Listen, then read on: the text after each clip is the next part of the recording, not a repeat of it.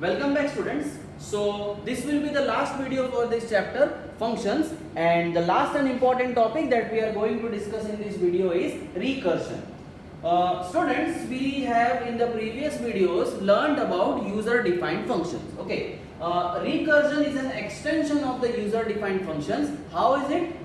What is recursion? Whenever we are calling a function from inside itself again and again, such functions can be called recursive functions. Okay, we are creating a user defined function. If we are calling the same user defined function from inside itself only, such functions will be called recursive functions. Okay, let us say an example. We have created a very simple function ABC, which is printing the message hi, and this function is actually defined and called. Now, how do we make this a recursive function? What we will do? We will call the function inside from itself only. Now, what will happen? Let us understand the flow. Function is defined, function is called, control goes to the function, message is printed, again function is called, again control goes here, again message is printed, again function is called, again control goes here. So students, what will happen? Eventually this function will be called, again it will be called from inside, again control will come here, control will transfer from one place to another forever. So what will happen? Okay, infinite you can say memory will be there, because what is the case?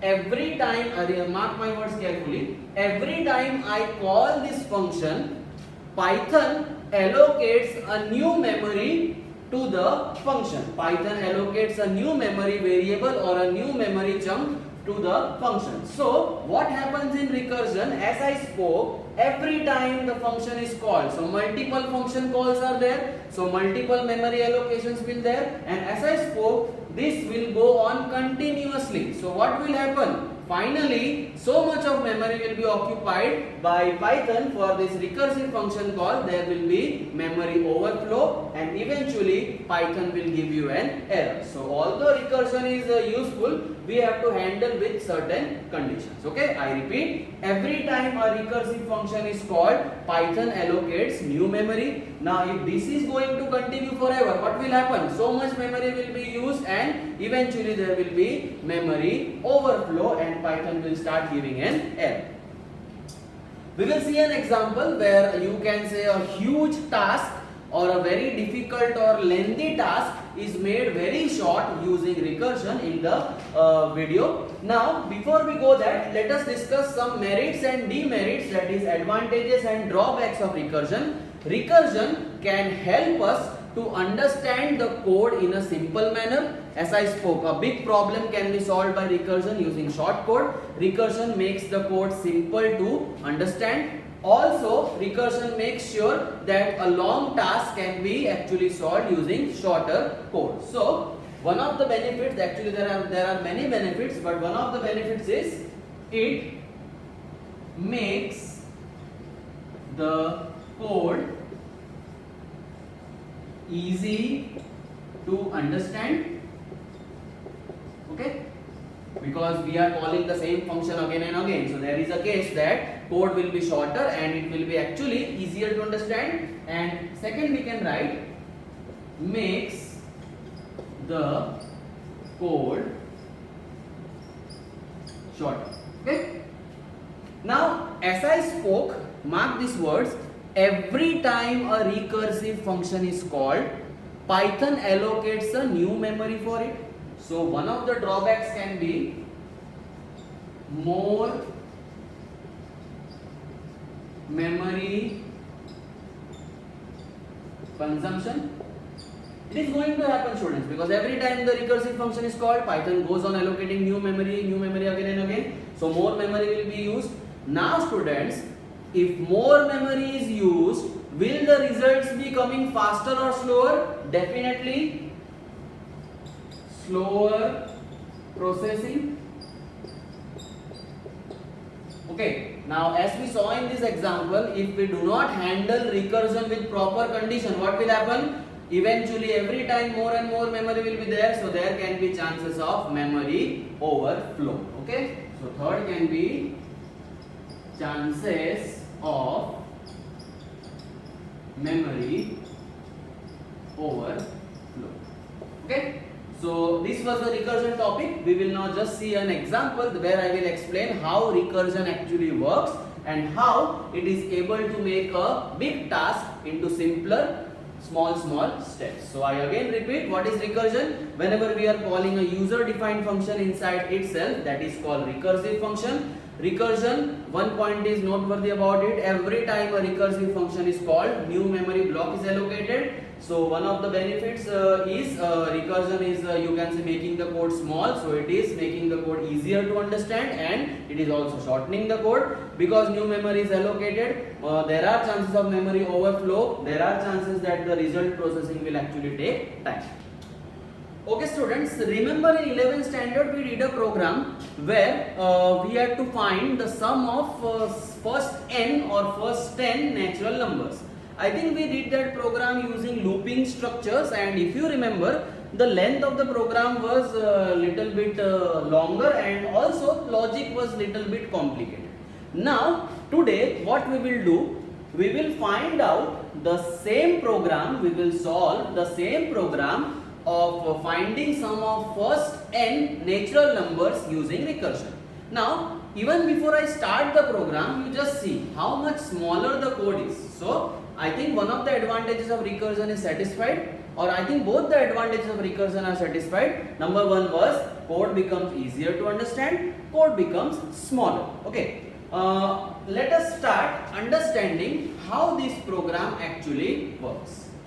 So as you can see, this is my small function, correct? As you can see, I have called the same function from within itself.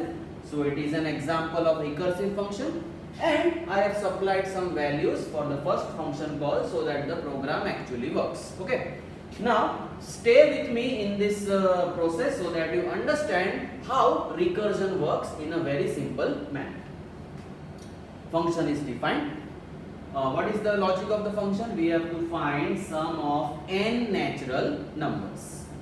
For simplicity of understanding, now I want the sum of first n natural numbers. Okay, n I have taken to be 5 so that we are able to understand the process of recursion easily. So n is 5, value of 5 goes into the function call in the form of argument n. Once the function is called, control comes back to the definition of the function. Okay, now be with me. What is the value of n? 5. Remember students, in the previous example of recursion, we were going into infinite recursions. Why? We were calling the same function from itself. We were not providing any condition. Okay, that is why we were having infinite recursion. Here we have put certain conditions so that our recursion works in a better manner. So let us come back. What is the value of n? Value of n is 5. Is 5 less than equal to 1? No. I will also speak at the last. Why we took the value of n to be 1. Means this condition to be less than equal to 1. So is the value of 5 less than equal to 1? No. Now pay attention. Return n plus. So I will write our processing here. N plus. Currently, what is the value of n? 5. So 5 plus. Again I am calling the same function n minus 1. What is the value of n? 5. So n minus 1 will be 4. So this means I am again calling the same function, but now I am calling it with the value of 4. I would like to repeat the same value. Initially n was 5. N is not less than equal to 1. So we went the control in else. Return n plus. What was the value of n? 5. Plus. Same function I am calling with n minus 1. N minus 1 is 5 minus 1. So this function is called with the value of 4. So is 4 less than equal to 1? No. Return n plus. What is the value of n now? 4. So plus 4 we will write. Plus n minus 1. 4 minus 1 will be 3. Now again the function is called with the value of 3. Is 3 less than equal to 1? No. Return n plus, what is the value of 3? Sorry, n, it is 3. N minus 1, it will be 2. Again the same function is called. Return n plus, what is the value of n? 2. N minus 1. So 2 minus 1 is 1. Now pay attention. Again, now this is called with the value of 2. If n is less than equal to 1, what is the value of n now? 2 minus 1 is 1. Yes, it is less than equal to 1. So which value will be returned? 1. Okay? And this recursive function will exit. Now, how do we do a calculation? We wrote down all the values that we were expecting. 5 plus 4, 9. 3 plus 2 plus 6. So what is the value of the answer? 15. So what was our question? We wanted to find sum of first n natural numbers. What question we chose? 5. So 1 plus 2 plus 3 plus 4 plus 5. 5 plus 4, 9, 12, 13, 14, 15. So as you can see, our small recursive function actually helps us to find out a very big problem in a shorter step. Remember 11th standard? We did the same program with lots of steps, with lots of loops. So what recursion helps us? It helps us to improve and shorten the code. Now, I told at the beginning of the video why I took this condition. Now, suppose someone decides to give this input that they want to find the sum of single number. So what will happen? If I am not specifying this, remember, if someone asks n equal to 1, if I am not specifying this and I am directly specifying this, it can go into infinite recursion and memory overflow that will be there. So to handle this and specifying this condition, what will happen? If n is equal to 1, the first condition will catch is n's value is less than equal to 1, so return n, so 1 will be printed. Okay? So this is how recursion works. You can pause this video, you can see these steps again and again. I hope you will be able to understand it easily. Okay students, so last topic of this chapter, we have just seen recursion. Recursion happens with the help of user defined functions. 11th standard we saw about iteration. Iterations means using of looping structure. So let us finally sum up with the difference between recursion and iteration. We have seen that the same problem can be solved by looping structure, that is by iteration. Same problem can be solved by recursion. Let us find out how the two are actually same or different from each other. Now, recursion is mainly through user defined function. In our case, there are other cases also, but in our case, recursion is in the form of user defined functions by recursive functions. Iteration is generally in the form of loops. Remember, for I in range 1 to 5, value is 1, 2, 3, 4. So we are iterating through values again and again. Second, I spoke very importantly, every time a new recursive function is called, Python allocates new memory for every recursive call. Correct? On the other hand, when we are going through loops, that is I spoke for I in range 1 to 3, 1, 2. So Python is not allocating new memory, same memory is used. Same memory block is used for each iterative call. So I think students, this is a very important difference. Every time a new recursive call, new memory is used. Every time a new iterative call, Python actually occupies the same memory. So you will have an idea which is faster, because more memory is used, it is relatively slower. Because the same memory is used, it is relatively faster under certain conditions. What is the best advantage of recursion? It allows us to understand the code very easily. It allows us to shorten the code. So we can write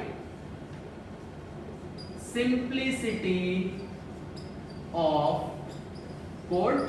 It allows us to make the code short. Also, it allows us to make the code relatively simple to understand.